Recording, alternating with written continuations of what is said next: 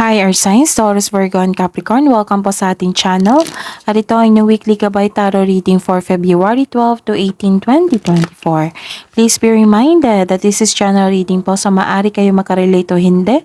Just take what resonates.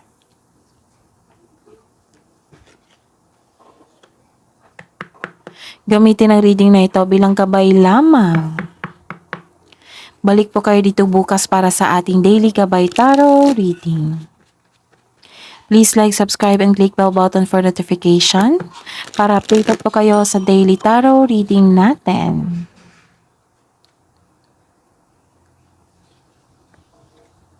Para po sa gusto magpa-reading, maaari nyo po makuha ang link na sa description box po ito. Message nyo lang po ako sa messenger. Maraming salamat po. Ano po ang ganap sa week na ito, February 12 to 18, 2024, para po kay Taurus, Virgo, and Capricorn? May travel po kayo ngayon. O relocation po. Pwede din, new journey or bakasyon. Ano po ang ganap sa week na ito, February 12 to 18, 2024, para po kay Taurus, Virgo, and Capricorn? Spirits Guide. May malalaman kayong sikreto sa araw nito, sa week na ito. Malakasin yung intuition po. Ano po ang ganap sa week na ito para po kay Taurus, Virgo, and Capricorn ngayong February 12 to 18, 2024? Okay.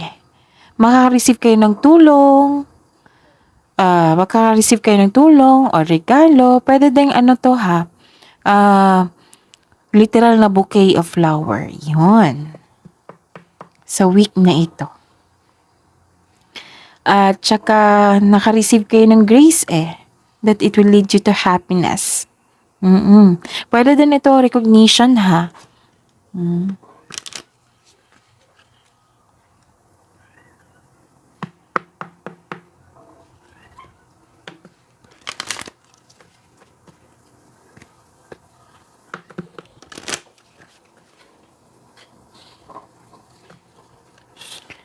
Spirits Guides, ano po ang mensahe para po kay Taurus, Virgo, and Capricorn ngayong week na ito, February 12 to 18, 2024? Bagong simula din to, new beginning sa inyong buhay. May gagawin po kayo.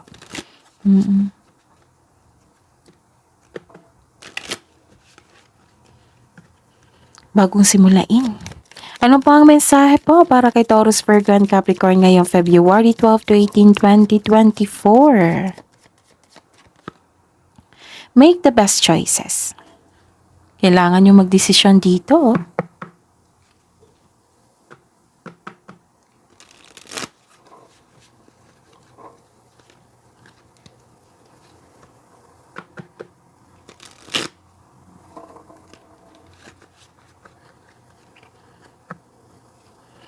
Ano po ang energy ni Taurus, Virgo, and Capricorn ngayong week na ito, February 12 to 18, 2024?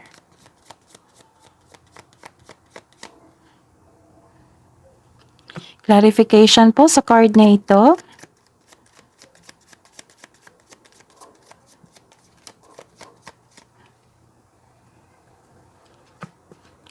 Career and money. Career and money po ni Taurus, Virgo, and Capricorn ngayong week na ito, February 12 to 18, 2024. Clarification of this card po.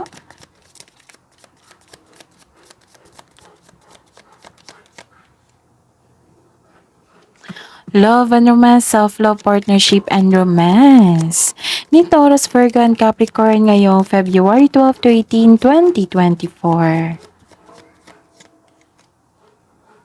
Clarification of this card po.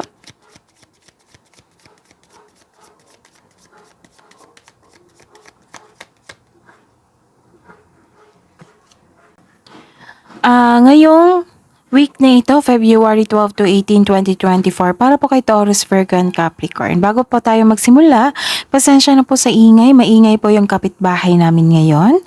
Focus po kayo sa akin para may makuha kayong mensahe. Nakita ko dito, you're building stability po. conserving resources. Posibleng may regalo po. 'Di ba sabi ko dito may matanggap kayong regalo? Posibleng may regalo, alok o pamanang parating. Nakikita ko dito na kayo ay matalino at hard worker. Binavalue mo ang pera at hindi kayo madamot. Financially, nakikita ko dito yung financially stable nyo. Nagkaroon kayo ng financially stable. So this card asks you na magtipid at ingatan ng inyong naipon. This will lead you to have a financial abundance and personal growth. Bigyan din ng panahon ng sarili, kumbaga pamper yourself, deserve mo yan. Okay. Ilan sa inyo dito nakikita ko?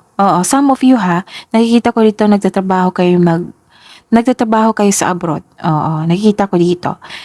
Some of you conservative po kayo sa inyong money at investment po. Gusto mong magkaroon ng financial security kaya mas focus kayo sa trabaho at kaperahan ngayon. You're saving money for your future or specific goal, kaya sobrang ingat ka sa kaperahan mo. This card serves as a reminder na be generous since giving to others brings more prosperity into your own life. So nag-iipon kayo dito para mas lumakas, mas maging matibay ang inyong karera at inyong pinansyal. And the clarification po. Nagkaroon ng dito hesitation. Bakit kaya? Maaring magpahiwatig na ikaw ay nasa proseso ng pagpalaya sa inyong sarili mula sa paghihigpit. Kaya magpatuloy. Ikaw ay nagpapaliban o nag-aalangan na sumabak sa aksyon na makatulong sa inyo na umunlad. So this card tells you na hindi ngayon ang oras upang huminto o maaari mong makita ang iyong sarili. Pabalik kung saan ka nagsimula. You're fighting for what is right. Pinaglalaban mo ng tama para magkaroon ng freedom. Sa career and money po, nagkaroon ng disbalance po. Bakit kaya? So, tingnan natin. Okay, nagkaroon ng tension dito. May concern sa isang tao na irresponsable. Tapos sasabi dito na kailangan nyo mag-save ng money po. Huwag po kayo mag-control on overspending. Pwede din na nag-overwork po kayo. So, ayun. I-control and make it balance. May concern din kayo sa isang tao na hindi responsible. And the clarification po, you're finding a solution. May tao kasi masakit ang sinasabi sa inyo. May away po na ganap. Pero you're decided to find a solution. Parang sabi mo na sobra na tong taong to Ganun. And love life, self-love, partnership, and romance, your hard work. Nagkaroon ng productivity dito. Para sa mga may relasyon sa buhay mag-asawa, ito ay tungkol sa inyong kapareha, sa inyo or sa inyo na gusto nyo nang tumayo sa yung magbukod na kayo. Ayun. Okay, magbukod na kayo. Tapos sa mga single dyan, naging hard worker ka dahil gusto mo nang secure na ang future mo. And nagkaroon po ng delay dito and disappointment. Nagkaroon ng delay sa inyong plano, nagkaroon ng disconnection from a relationship or a group of friends or family.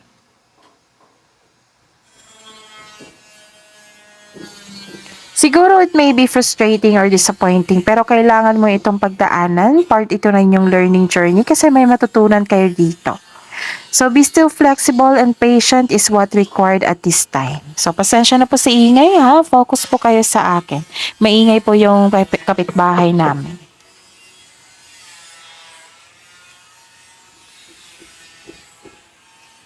Ayos lang natin.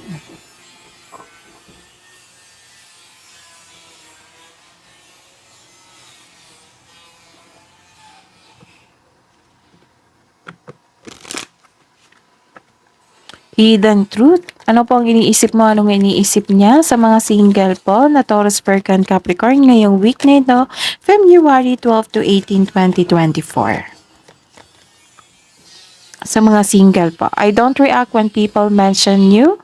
Sa buhay mag-asawa, sa mga may relasyon, I want to feel that way again. Love message po para sa mga single. Taurus, Virgo, and Capricorn. So, dalawa ito. Kunin natin. Stay away from drama today and set your intention with heart and soul.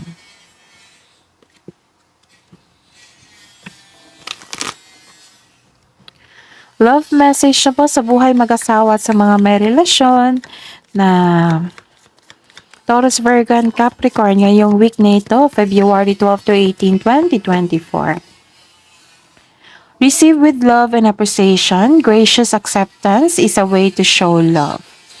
And express love through gifts. Oo, may magbigay talaga ng regalo po. A small token of love can convey great appreciation.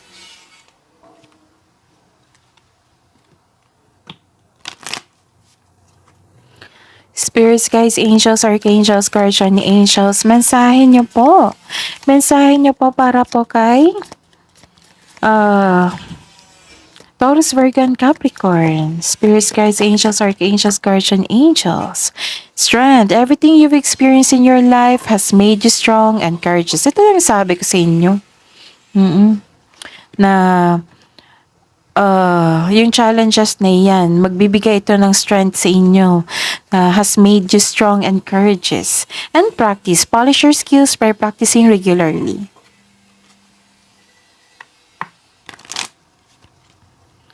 Spirits, guides, ano po ang kabuang message niyo po? Advice niyo po para kay Taurus, Virgo, and Capricorn ngayong February 12 to 18, 2024. You are good enough and balance spirituality and practicality.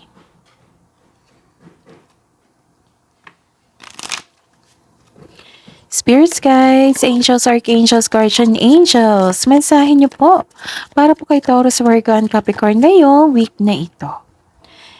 Okay, sabi po ni Archangel Raguel dito, notice your recurring physical and emotional feelings as they signify divine guidance or you're divinely guided.